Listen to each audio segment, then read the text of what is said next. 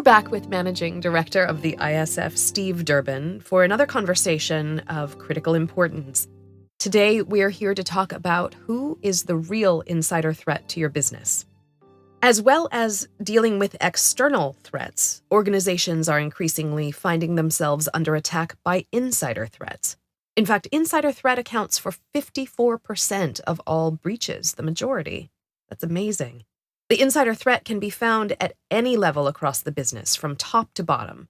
For example, high-profile cases such as the Hillary Clinton email scandal or Edward Snowden leaking top-secret information, to the ongoing daily threat of increasing phishing scams.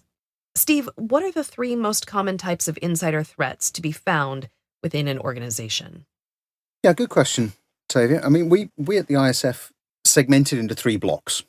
So we talk about malicious insiders, we talk about accidental insiders, and we talk about negligent insiders. Those are the three primary areas. And the good news, or perhaps the not so good news, is that the malicious insider is in the minority. So when you talk about, 54%, that encapsulates all three of those areas. A lot of it is fitting into that accidental and negligent space. But what is the difference between them? Well, a malicious insider is somebody who really is going all out to harm.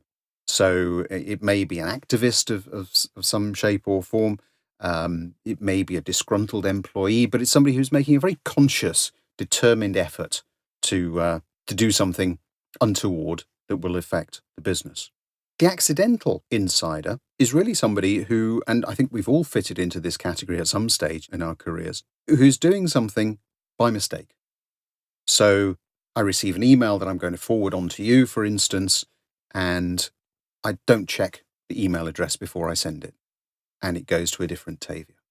So that's just pure accident. I didn't intend to do it, but it happens. That can have very serious implications, of course, depending on the data that's been attached in that email. So we should never play down the importance of some of these things. Then the third area is the negligent insider. Negligent insiders probably are acting with the best of intentions. So an example would be, for instance, that I have a very large presentation that I'm happen to be needing to send to a conference organizer. And for whatever reason, it won't go through on their email. The file is simply too big. And they come back to me and say, well, not a problem, Steve. Why don't you just put it in Dropbox? Well, from an ISF perspective, of course, we have a company policy that we don't use Dropbox.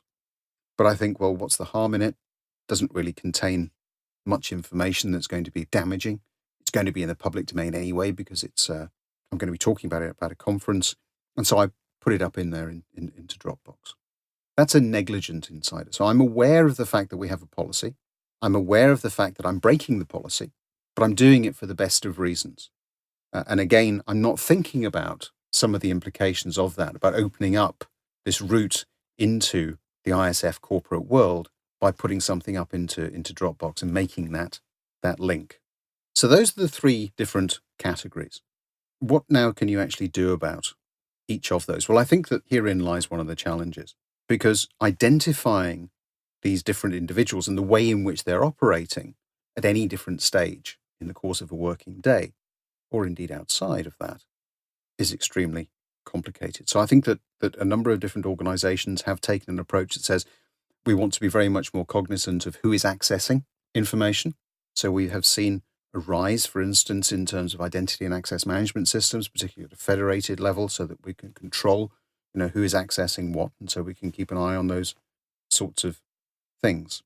Other organizations have come at it from the perspective that says, well, we need to raise the level of awareness, because malicious insiders is probably not a lot we can do. If somebody is hell-bent on releasing information or stealing information or doing whatever they want to do, then probably little we can do about that until after the fact. So let's focus on the accidental and the negligent, and let's try to raise the level of awareness so that people do things like stop before they click.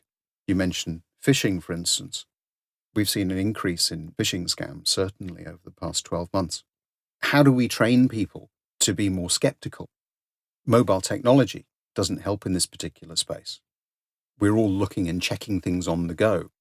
We see something that in a subject header that appears to be coming from somebody that we trust, we open it, and before we know it, we're in trouble.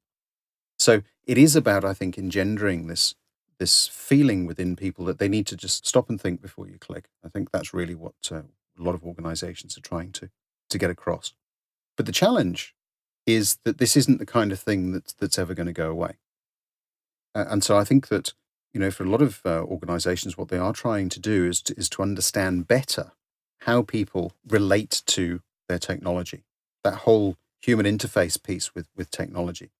What is it that persuades us that actually when we go online, we're in a trusted environment, whereas in actual fact, we're not?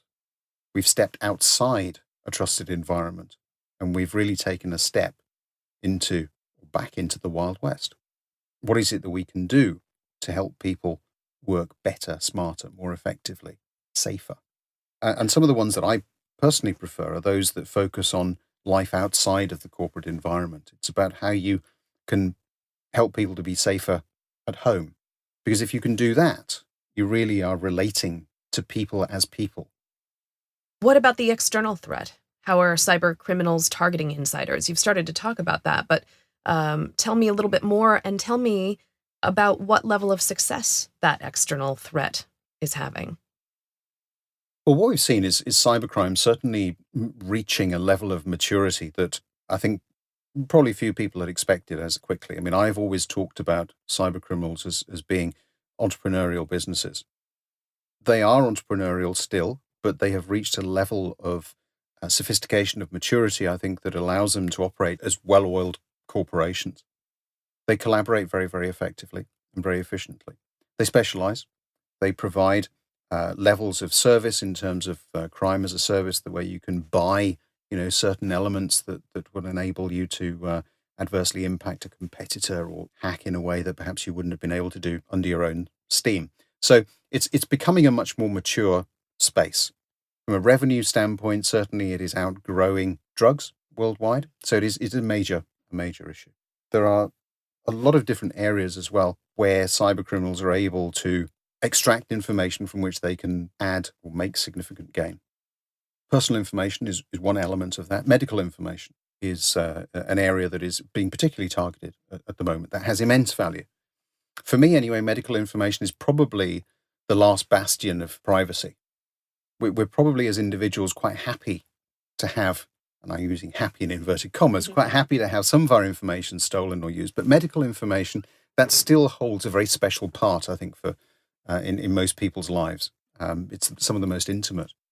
But with medical information, of course, if you steal that, you're able to gain access to a whole range of other things as well, because it will always come with things like social security numbers. It will always come with personal identifiers, and it will always have a value because of that.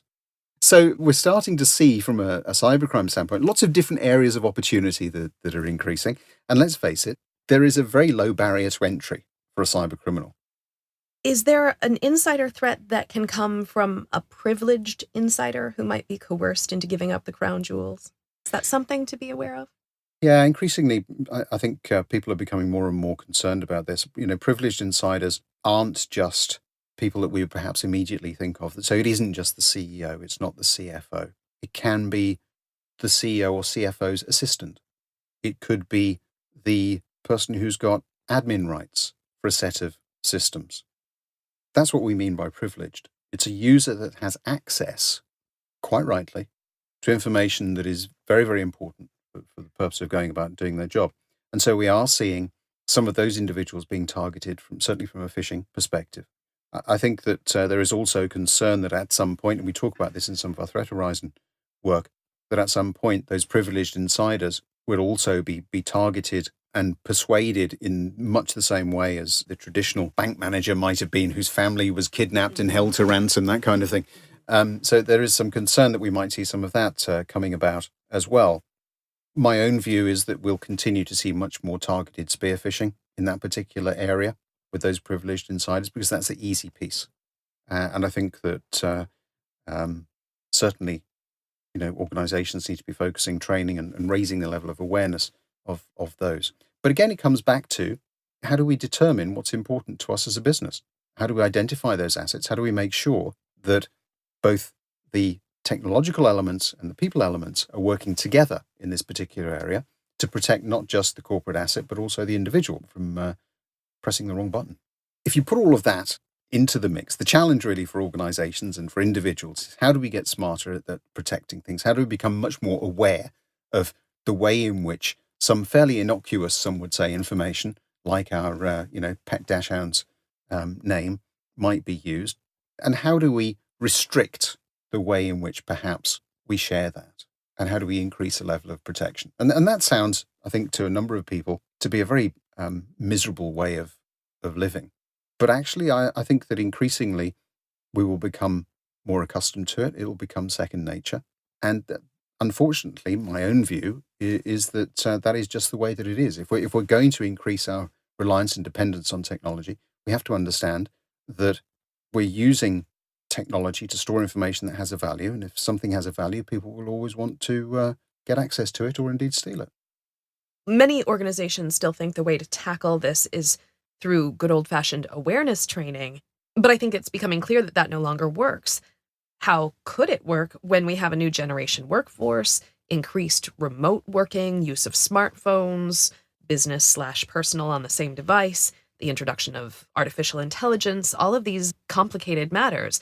So how do organizations go about fixing the problem? I think in two ways. I think that an organization has to focus on the basics within the enterprise. So it is about making sure that you've got the basic security, that you are regularly updating not just your corporate systems, but that you're also reminding your users to update their personal systems, mobile phones, for instance, and so on. So a real function on the basics. Let's try and get that done. And a lot of breaches that take place come about because the basics are not being done.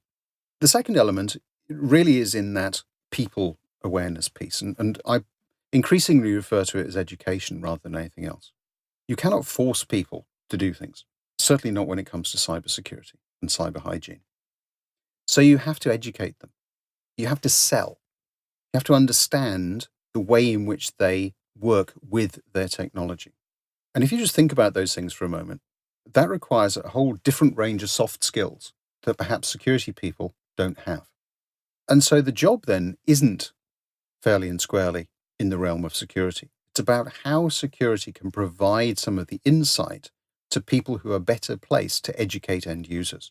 I'm thinking in particular of people in perhaps an HR function, in a training function. I'm thinking of line managers. Everybody has to be on the same page. It's no good if your line manager doesn't password protect his or her laptop, for instance. You have to have the levels of consistency. So it's about being very clear that there is an approach that we have across the enterprise to security, and we do it for a reason. So it's about explaining, it's about education, it's about consistency of messaging, and it's about making sure that everybody across the enterprise is abiding by the same rules. And I think if we can start to do that, then we're starting to make progress in this particular area. But we shouldn't imagine that this is, again, some short-term program that we can fund and then breathe a sigh of relief because we've done it. Problem solved. It doesn't work like that. It's an ongoing thing. And so we do have to have refresher courses. We have to keep pace with technology. That's the other thing, because technology is changing so quickly. So therefore, our education and our awareness processes need to be changing equally as quickly. And those are just some of the challenges I think that organizations are having to face. Interesting. Well, in summary, the sophistication of targeting individuals to get access to an organization's information or our personal data is only set to increase. Organizations need to take a more holistic approach that includes both technology and people when they look at new ways to embed security into the DNA of their business. For more information on how to manage insider threats, visit securityforum.org. Thanks again, Steve.